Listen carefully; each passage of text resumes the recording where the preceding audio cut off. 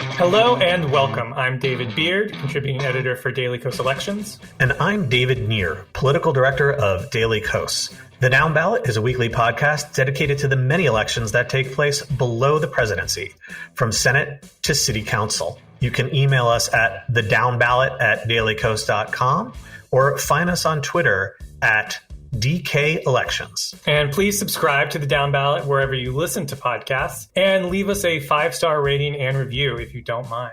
But let's go ahead and jump into today's episode. What are we going to be covering? It is primary season. June is a huge month for primaries. We had races in 7 states on Tuesday night. So we are going to be recapping some of the most notable outcomes, including some true shockers on the Gulf Coast.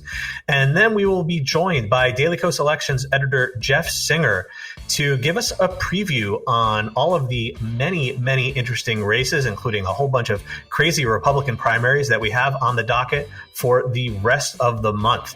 So please stay with us. This is going to be a packed episode. Great. Let's get started.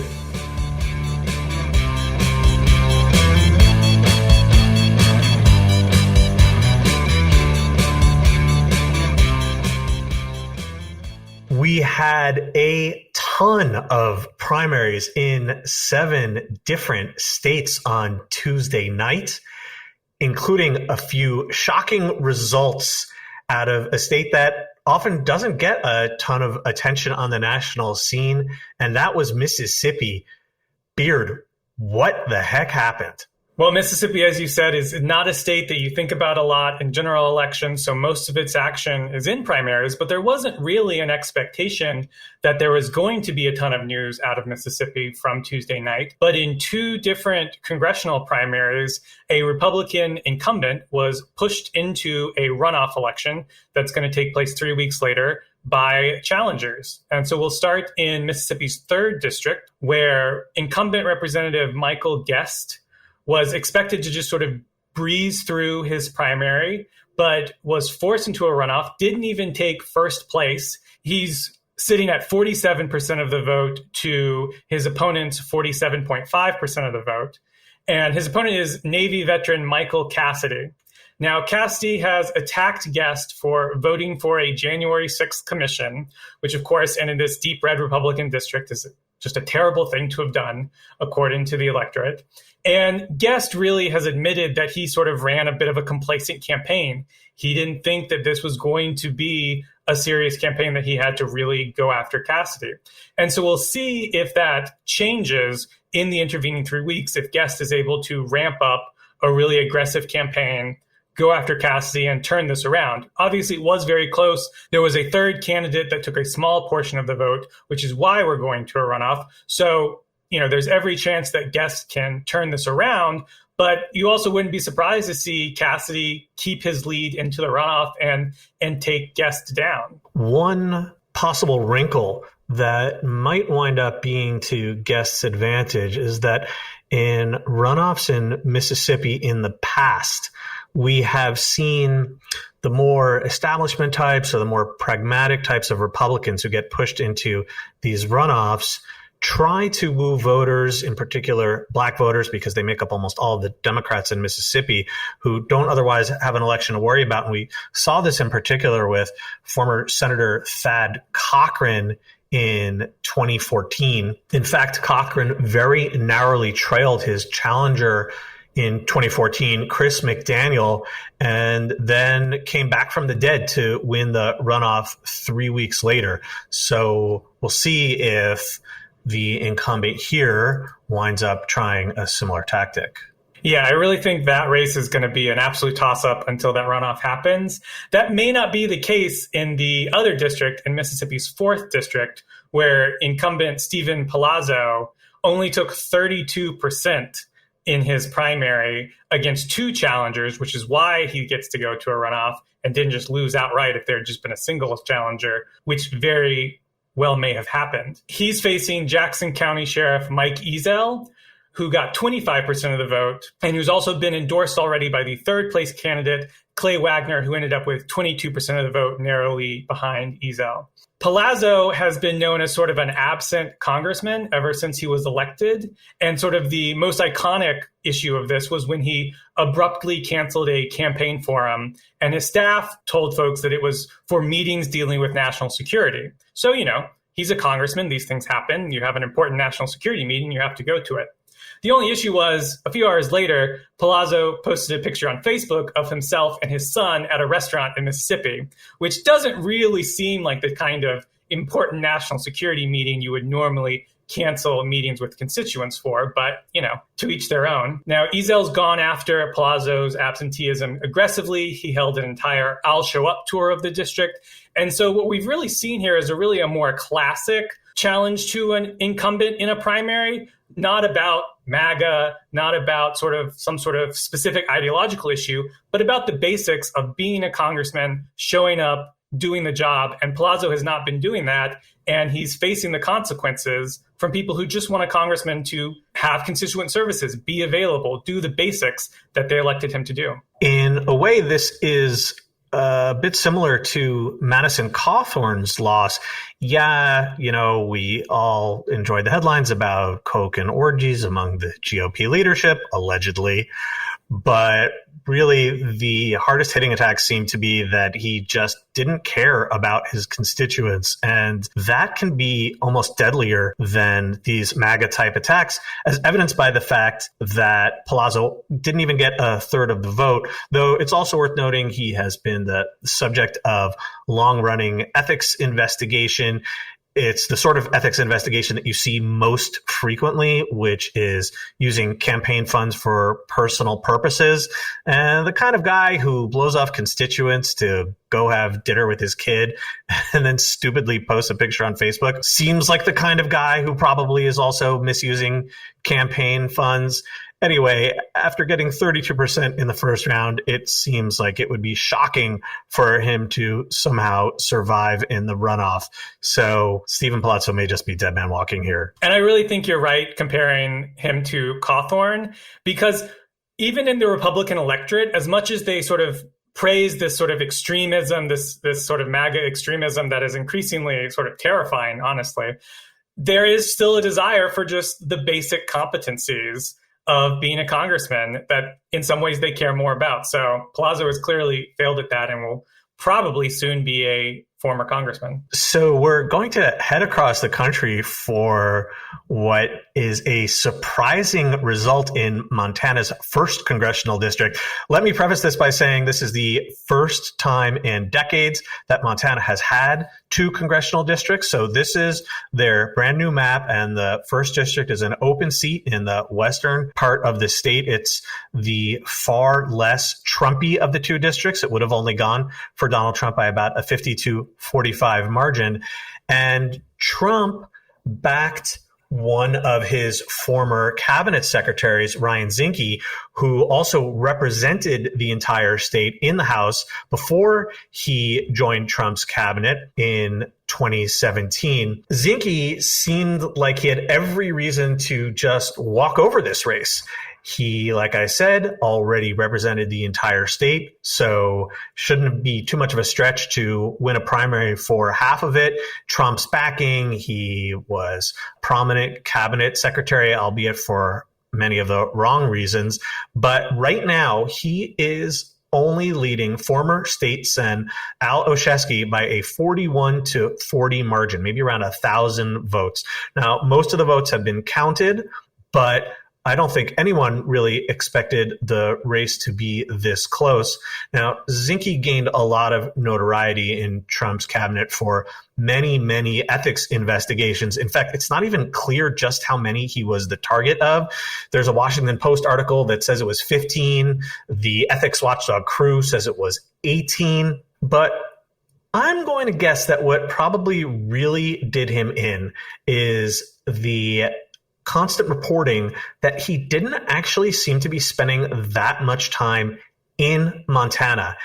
Politico had a big piece a while back indicating that Zinke actually spends most of his time in Santa Barbara, California, which is a little bit outside the district, and not just geographically, but also culturally. Zinke's wife, it's her hometown, and apparently was spending a lot of time there. She has a yacht there, also not really kind of a Montana thing. And that sort of disconnect from your home state, from your home district, is another one of those much more traditional things that really can alienate voters from a candidate. We saw this sort of thing happen, for instance, with former Indiana Senator Dick Lugar in 2012, who got crushed in a primary as a result. And this really does kind of relate to the sort of Palazzo and Cawthorn neglect of their districts. Of course, Zinke's not the incumbent now. He's trying to regain his incumbency, and he may well. This district, Democrats are hoping to compete here. Monica Tranel easily won her party's primary on Tuesday night, and someone with Zinke's flaws could create an opening despite the lean of this district. So it will be interesting to see what happens here next. And we've seen, even in tough years for a party, individual races can break when there's an issue, with a candidate and the other party has a strong candidate. That can overcome a bad year. So it's certainly a race to keep an eye on to see if something like that develops going forward. Another really interesting race that took place on Tuesday was in South Dakota, where the legislature put a constitutional amendment on the ballot to basically try and sabotage a future initiative that's going to take place in November. The amendment, known as Amendment C, that was voted on Tuesday, would have required a supermajority for any future ballot initiative that would require $10 million of expenditures over 5 years or more. And that's seen as a target for the Medicaid amendment that's going to be on the ballot in November, because that would have applied to that amendment and would have increased the percentage that the vote would need to pass from 50% to 60%. The state legislature put it on the ballot here in June to try to make it so that would be more difficult to pass. But voters in South Dakota defeated it by a very wide margin, 67% to 33%. And we've seen, even in a lot of states where Republican legislatures have gone after these direct democracy provisions, as progressives have used them to pass things like minimum wage increases or Medicaid expansion, voters still strongly support them when given a chance to say, do you want to keep these direct democracy provisions as they are? Voters are often very supportive of them. So it was, really great news that the amendment failed. Medicaid will still be voted on in November and will just need a 50% majority to pass.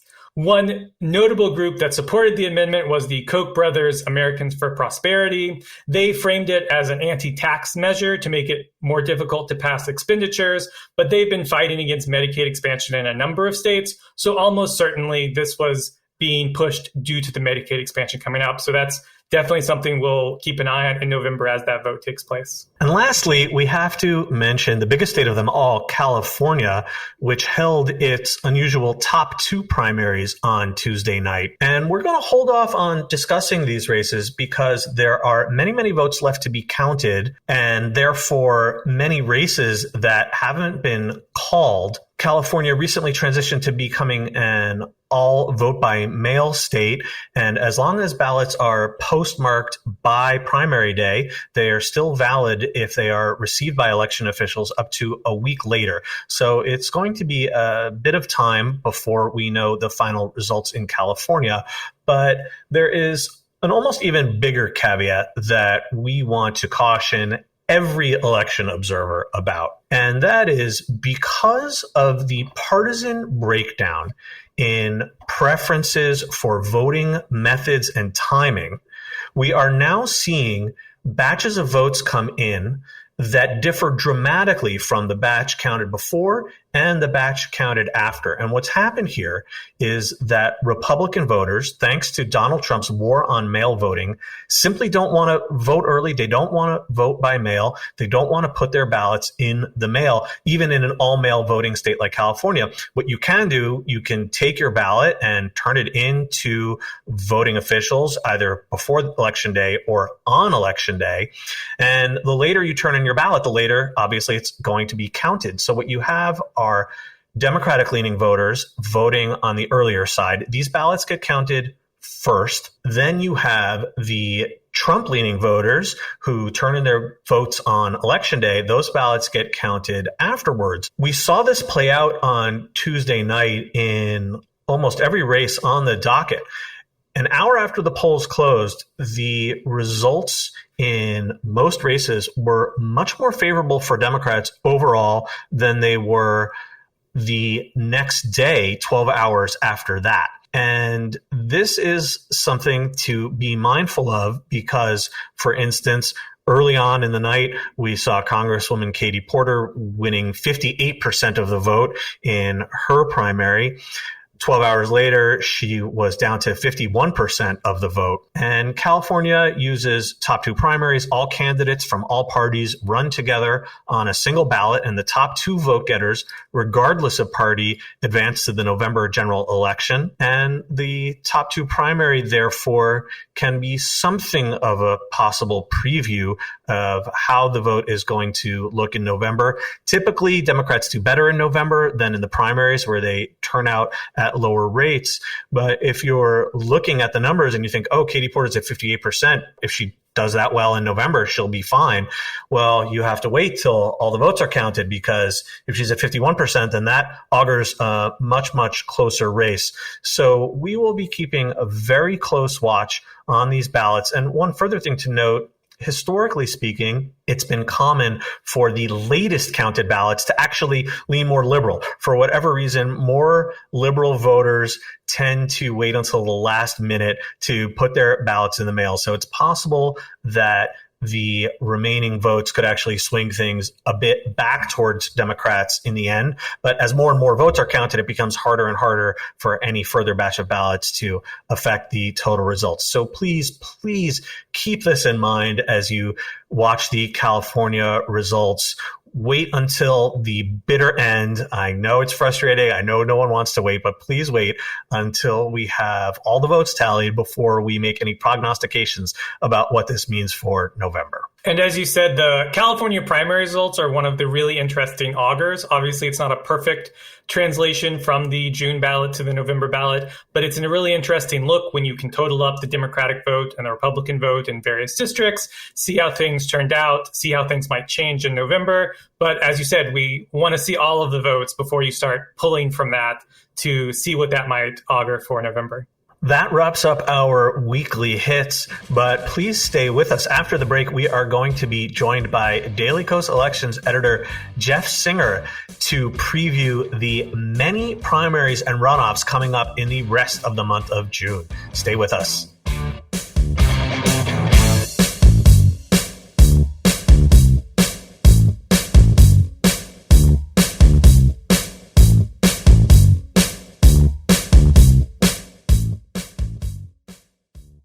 Well, we just recapped last night's key primaries, but we have many more states on the docket ahead in the month of June. And joining us to preview the key primaries in all of these states is Daily Kos Elections editor Jeff Singer. Welcome back on the program, Jeff. Thank you, Nir. It's great to be back. So starting on Tuesday, we have primaries in another 4 states, Nevada, South Carolina, North Dakota, and Maine. But we want to start out west. Tell us what's going on with the Nevada Senate race, because this is one of the key seats that Democrats have to defend in November in order to have any shot at preserving their majority. Correct. Catherine Cortez Masto is the Democratic senator. She won a close race in 2016.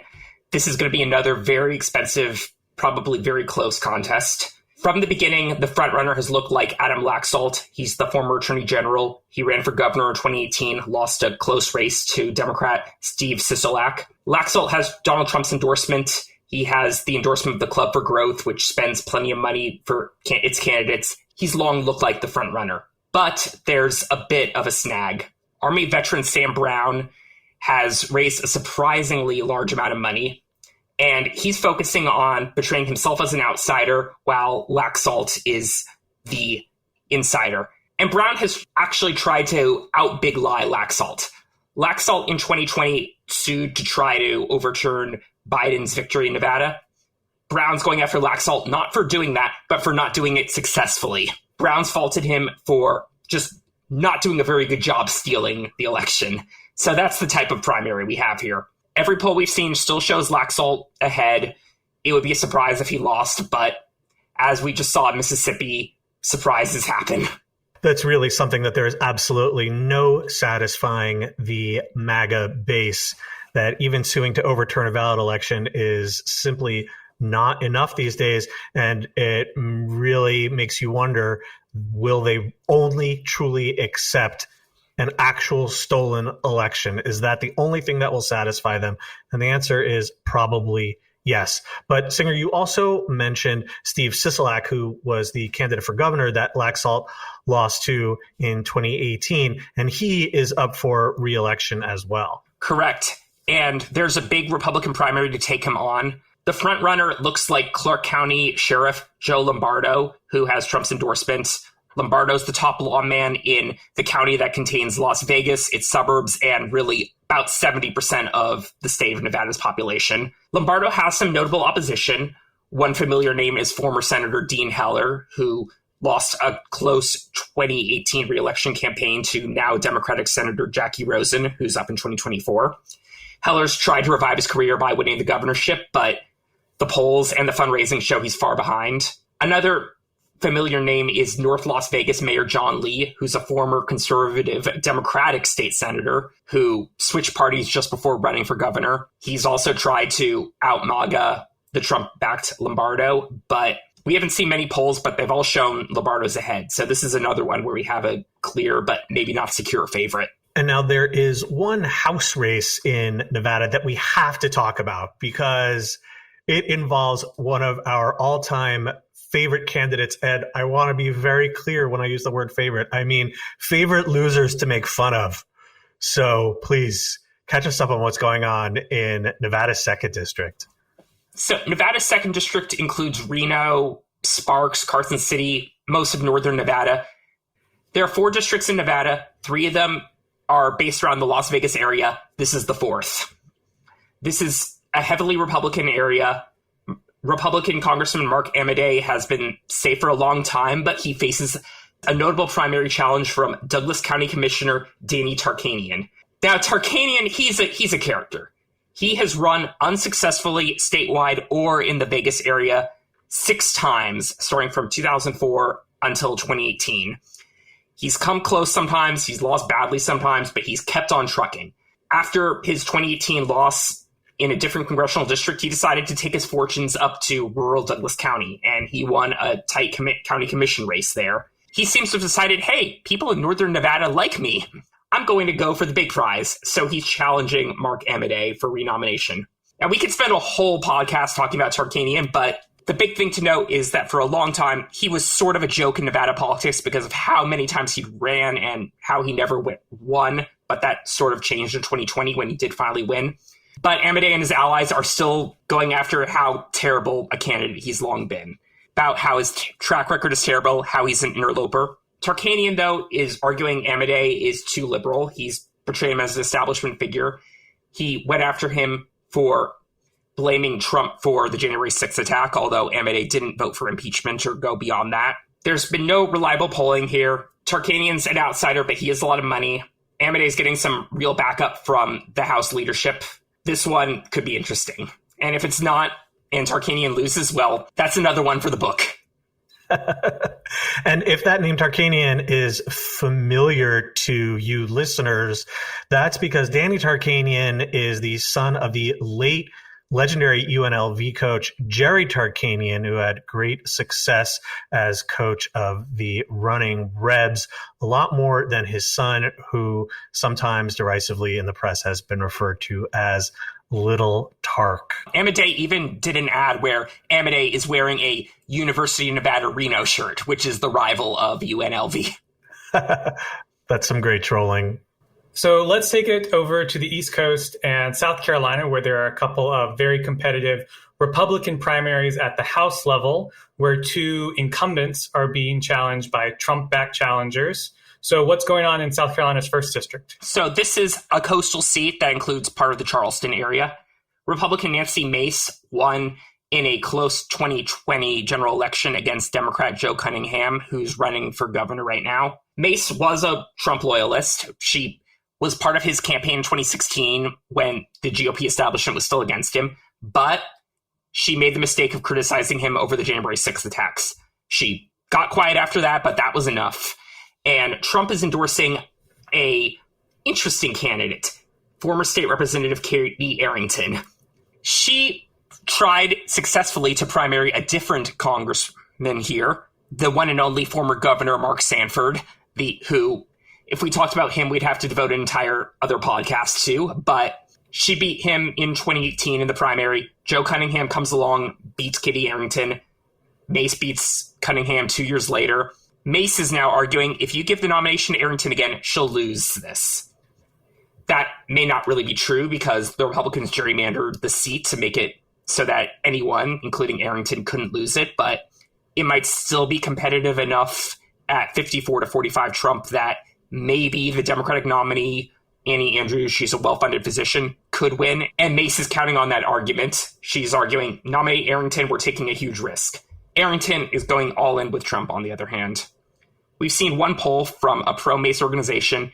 It showed Mace ahead 44-24, but that's still short of the majority she'd need to avoid a runoff 2 weeks later. Now, the other race in South Carolina that we're going to cover involves one of the more surprising congressmen who voted for Donald Trump's impeachment from the Republican side, Tom Rice, who I don't think really anybody expected at the time when the lists were coming out to be one of the few Republicans to actually vote for Trump's impeachment. And of course, that has brought the heavy hand of MAGA world in against him in this race. Yeah, in fact, I remember when that roll call came out, people wondered if Tom Rice had voted for impeachment by mistake. Sometimes people cast ballots the wrong way, but he quickly confirmed that no, he did in fact mean to impeach Donald Trump. Yeah, and it's brought him an even bigger world of pain than Mace's criticism has brought her.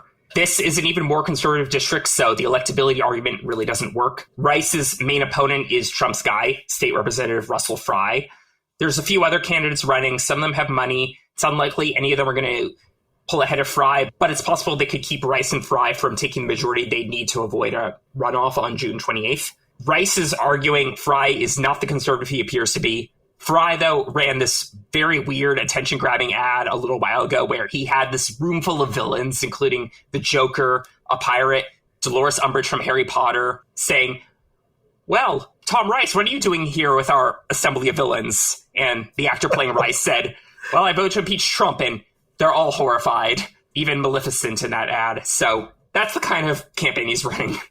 And it's such a strange ad because it aligns voting against Trump's impeachment with the villains. So the idea that like the villains are horrified by Trump's impeachment, which is just like, I don't know which way we're trying to go around here to make this argument. It doesn't make any sense. Right. Shouldn't the villains be cheering him on because, you know, he's one of the bad guys? He's so bad, he's even worse than the villains. It's a total mess. And yet he could very well win. So that covers South Carolina. The following week, we then head into an election night where 4 states are on the docket, including 3 that have runoffs. Virginia has its primaries, but we also have runoffs in Alabama, Georgia, and Arkansas. And Alabama is going to be hosting one of the most fun in a perverse way and unexpected and weird and rising from the dead, like one of those monsters in that ad, runoffs. Tell us about what's going on with the Senate race. Yeah, so on May 24th, Alabama had the first round of its Senate race to succeed retiring Senator Richard Shelby. Katie Britt, who's both a former Shelby chief of staff and the one-time head of the local Chamber of Commerce, took 45% of the vote in the Republican primary, a little below the majority she needed, but pretty good for such a crowded race. The second place candidate was a surprise, Congressman Mo Brooks. Brooks was Trump's guy. Then Brooks started to do badly in the polls, continue to do badly with fundraising. In March, Trump just unendorsed him, something he almost never does, just left Brooks for dead. But Brooks wasn't dead. He snagged 29% of the vote, enough for second place, but still well behind Britt's 45%. So now the question is, can Brooks complete his comeback? Can he return completely from the dead and take the Republican Senate nomination, which in Alabama almost always means you're going to win the November general election? Brooks, though, needs a lot to go right. He's tried to get back into Trump's good graces by campaigning again heavily on the big lie. He's outright calling for Trump to re-endorse him. So far, that hasn't happened, but you never know with Trump. But there's just a lot out of his control. To begin with, Mike Durant, the Army veteran who finished a close third, he initially said he was going to endorse Brooks. Then a few days later, he says, I'm not going to endorse either of them. I don't like either of them. So that's a big block of votes that Brooks is going to have a harder time winning now. Also, ominously, Brooks' allies at the Club for Growth, they cut some of their ad spending, which groups normally don't do unless they're feeling very, very good or very, very bad about what's about to happen. And the club probably isn't being stingy because they feel like Brooks has this. So he's the underdog. He was the underdog before and lived to fight another day, but he really, really needs a miracle here. Then finally, on June 28th, we have a very big primary day. We've got 7 states that are holding some kind of election. We've got Colorado, Illinois, Oklahoma, Utah, all holding their primaries. We've got New York holding their primary for the races that didn't get delayed due to their court problems. And then we've got runoffs in Mississippi and South Carolina. So let's start with Illinois and the governor's race on the Republican side, where a ton of money has been put in. There's a crowded Republican field to take on Pritzker. The frontrunner looks like Aurora Mayor Richard Irvin, who will be the state's first black governor. Irvin so far has received $50 million in support from Ken Griffin, who is Illinois' richest man. And because the state has almost no campaign finance laws, Griffin can just write him as many checks as he can afford, and it goes straight into Irvin's campaign. No super PACs needed. Just write him a check. Irvin gets the money. Now, Democrats don't really want to go against Irvin, partially because he has a moderate reputation from his time as mayor, also because he has access to just so much money. Democrats are trying a little chicanery here. They're trying to help get far-right state senator Darren Bailey, who, among other things, once sponsored a bill to try to throw Chicago out of the state of Illinois. Chicago's still there, so you know how well it went. They're trying to get him nominated. And Bailey does have some support from another big conservative mega donor, Dick Uihlein, but Uihlein's contributions, while normally a lot, pale in comparison to what Griffin's put down. Now, when I say the Democrats are trying to help Bailey win, they're not outright running ads saying vote for Bailey. What they're trying to do is run ads that say Darren Bailey is too conservative, while Richard Irvin isn't conservative enough. And the idea is that Republicans watching that will say, hey, I want the more conservative candidate. Screw you, Democrats. This is a tried and true tactic that's been around for decades, but in 2012, Missouri Democratic Senator Claire McCaskill really wrote the book on this when she ran ads saying that the Republican that she really wanted to face, the one and only Todd Akin, was too conservative for Missouri. Voters nominated him. A few weeks later, Akin did his legitimate rape comments, and his campaign imploded from there. So every Democrat now wants to be like Claire McCaskill, and they want to pick their opponent.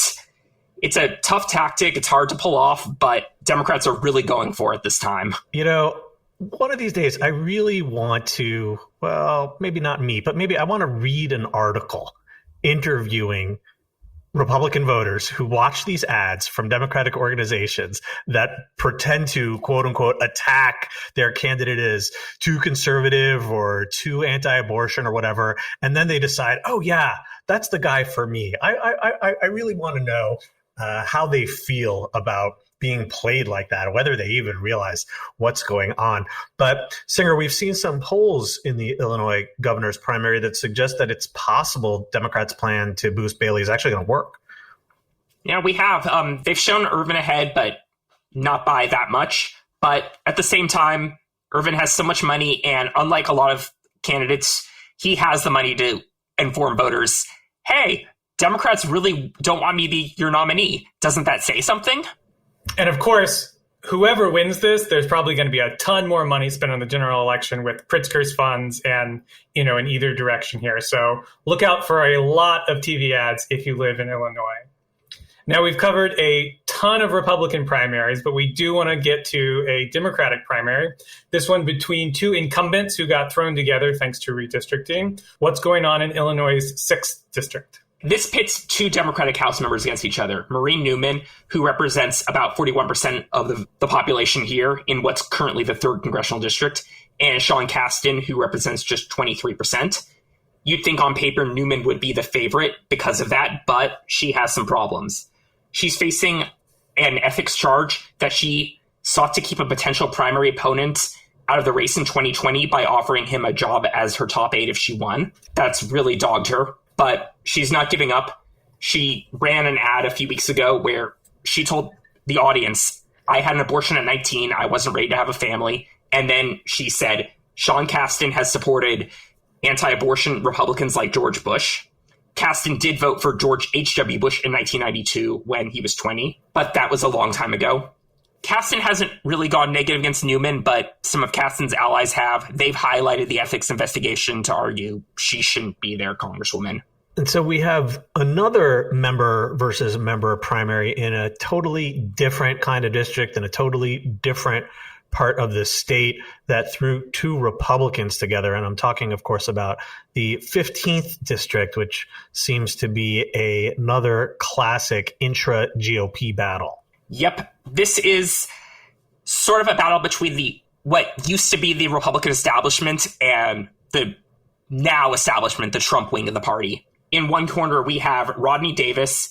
He's not a moderate, but he's had to take some moderate votes at times because his old district was really competitive turf, and he won re-election against some serious Democratic opponents, but that could dog him now. The other corner is Mary Miller, who is a far-right favorite. Trump's in her corner. The Club for Growth is also for her. Miller is a freshman. In her very first week in office, she said, quote, Hitler was right on one thing. He said, whoever has the youth has the future, unquote. She backed away from those comments, but gives you an idea of what kind of person she is. And this is one where Rodney Davis has most of the money. He has Kevin McCarthy and the House leadership behind him. He has an endorsement from the Illinois Farm Bureau, which has some weight in rural areas like this. But Miller might just be a better representative of what the Republican Party is today. Unlike in the 6th, this is not a seat where either candidate really has a geographic advantage. Miller represents about 31% of the population. Davis is just behind with 28%. So a large plurality of people here don't have either one of them as their representative. And unlike Davis's current district, which has been very competitive turf for a while, this is super red rural Illinois district. Whoever wins this incumbent versus incumbent primary is going to win the general election, no question. And then the last race we want to talk about on June 28th is the Oklahoma Senate primary. Now, this is the primary for Jim Inhofe's seat, who is resigning at the end of the year. And so a special election is being held to replace him. So who all is running in that primary on the Republican side? So this is a very packed race in a very red state. This is another one where you need to win a majority of the vote to avoid a runoff. That's very unlikely with so many candidates, so voters will probably be back in the polls on August 23rd. Inhofe is pulling for his former chief of staff, Luke Holland, but Holland's never run for office before. He's an unknown. Inhofe has run ads with his super PAC where the senator himself has made the pitch for Holland, but those might be only be able to do so much. There's several other candidates here, including some very familiar faces. One that we've all heard of, although maybe have forgotten, is Scott Pruitt, the former Oklahoma Attorney General and Trump's first head of the EPA, who resigned because of, well, one of the many, many scandals that have engulfed Trump administration officials. But Pruitt wants his comeback. He's running again. Another big name is Congressman Mark Wayne Mullen, who represents a very red area in the eastern part of the state. Another candidate to watch is T.W. Shannon. He's a former Speaker of the State House. He actually ran in 2014, the last time there was a special election for Oklahoma's other Senate seat. He lost by a surprisingly wide margin to now Senator James Langford. There's also some other candidates, including State Senator Nathan Dahm, who is getting some support from Rand Paul's super PAC.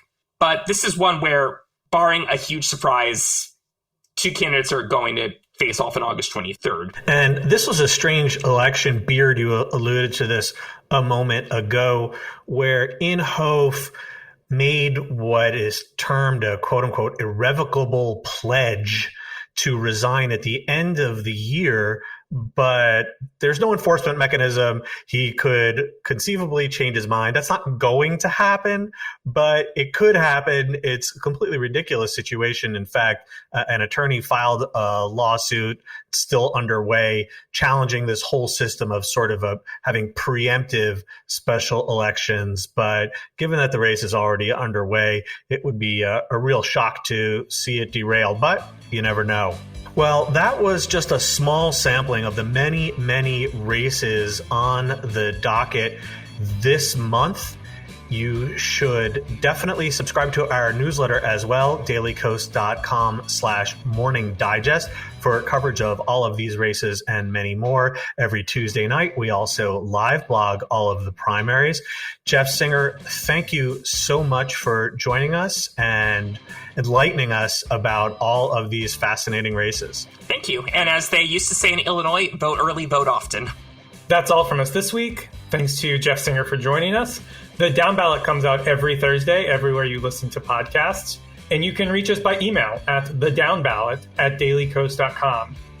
If you haven't already, please like and subscribe to the Downballot and leave us a 5-star rating and a review. Thanks to our producer, Kara Zelaya, and editor, Tim Einenkel. We'll be back next week with a new episode.